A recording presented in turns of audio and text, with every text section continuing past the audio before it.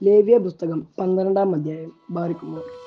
യഹോവ പിന്നെയും മോശയോട് അരുളിച്ചെയ്തത്, നീ ഇസ്രായേൽ മക്കളോട് പറയേണ്ടത് എന്തെന്നാൽ, ഒരു സ്ത്രീ ഗർഭം ധരിച്ച് ആൺകുഞ്ഞിനെ പ്രസവിച്ചാൽ അവൾ 7 ദിവസം അശുദ്ധിയായിരിക്കണം. ഋതുവിന്റെ മാലിന്യകാലത്തെ പോലെ അവൾ അശുദ്ധിയായിരിക്കണം. 8-ാം ദിവസം അവന്റെ അഗ്രചർമ്മം പരിച്ഛേദന ചെയ്യണം. പിന്നെ അവൾ 33 ദിവസം തന്റെ ശുദ്ധീകരണത്തിൽ ഇരിക്കണം. അവളുടെ ശുദ്ധീകരണ കാലം തികയുന്നതുവരെ അവൾ യാതൊരു വിശുദ്ധ സ്ഥലവും തുടരുത്.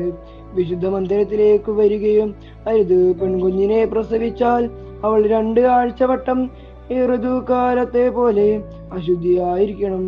പിന്നെ 60 ദിവസം തന്റെ ശുദ്ധീകരണത്തിലിരിക്കണം.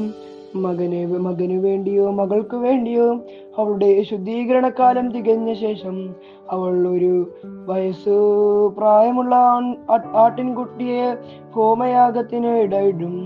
അവൾ പ്രാവിൻ കുഞ്ഞിനെയോ ഒരു കുറുപ്രാവിനെയോ പാപയാഗത്തിനായിട്ടും സമാഗമനയാഗത്തിനായിട്ടും വാതിൽക്കൽ പുരോഹിതന്റെ അടുക്കൽ കൈക്കൊണ്ടുവരണം.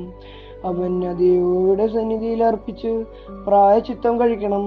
എന്നാൽ അവളുടെ രക്തസ്രവം നിന്നിട്ട് അവൾ ശുദ്ധയാകും. ഇത് ആൺകുഞ്ഞിനെയോ പെൺകുഞ്ഞിനെയോ പ്രസവിച്ചവൾക്ക് ഉള്ള പ്രമാണം. ആട്ടിൻകുട്ടിക്ക് അവളുടെ പക്കൽ ബക്കയില്ല എങ്കിൽ അവൾ 2 കുറുപ്രാവിനെയോ 2 പ്രാവിൻ കുഞ്ഞിനെയോ ഒന്നിനെ ഹോമയാഗത്തിനും മറ്റൊന്നിനെ പാപയാഗത്തിനുമായി കൊണ്ടുവരണം. പുരോഹിതൻ അവൾക്ക് വേണ്ടി പ്രായശ്ചിത്തം കഴിക്കണം.